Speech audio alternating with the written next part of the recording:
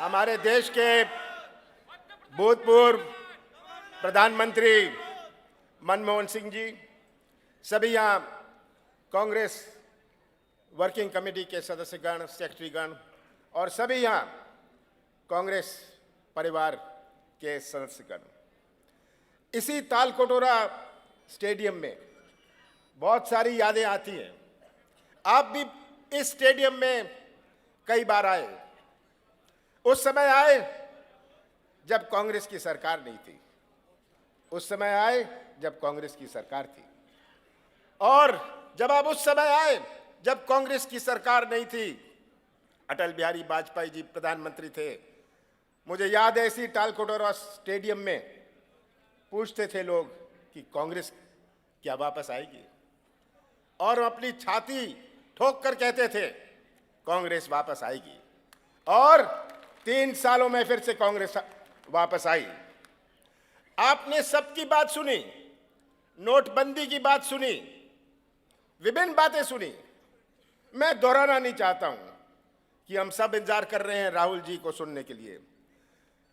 पिछले चुनाव में, लोकसभा चुनाव में भारतीय जनता पार्टी ने बड़े नारों के साथ चुनाव लड़ा था।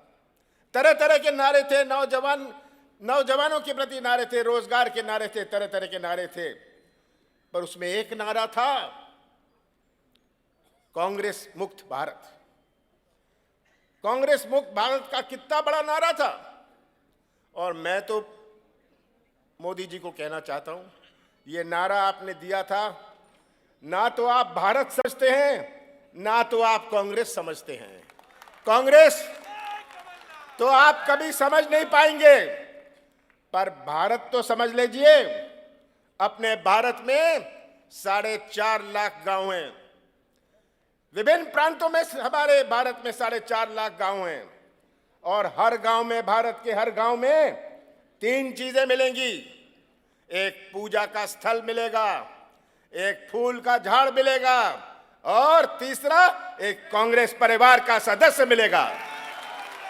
मोदी जी, आपने तो ये नारे दे दिए, पर अब क्या नारा आने वाला है?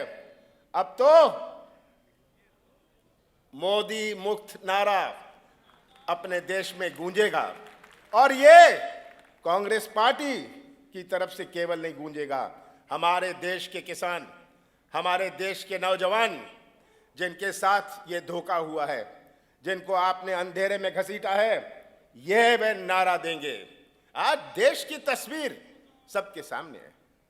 हमारे नौजवान के भविष्य की चुनौती, हमारे किसान के चेहरों में वो निराशा, और ये लंबी चौड़ी नारे, ये कलाकारी की राजनीति।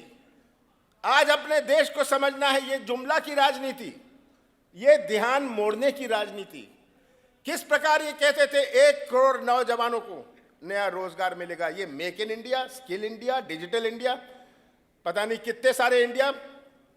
ये ध्यान मोड़ने की राजनीति, ये नारों की राजनीति से अपना देश का हर नौजवान, हर किसान, हर मजदूर आज इसे पहचान रहा है, और यही नारा देंगे, यही नारा मोदी मुक्त भारत का नारा देंगे। कितना बड़ा धोखा, कितने बड़ा धोखा अपने देश के हर वर्ग के साथ हो रहा है। हमारी सामाजिक शांति की बात करें, कोई भी बात करें, मैं दोहराना नहीं चाहता हूं, समय नहीं है, पर एक बात मैं जरूर कहना चाहता हूं कि ये कलाकारी की राजनीति आज हमें पहचाननी है, कि ये कलाकारी की राजनीति से कैसे इन्होंने देश के हमारे भोले भाले सरल स्वभाव के नौजवानों को गुमराह किया है।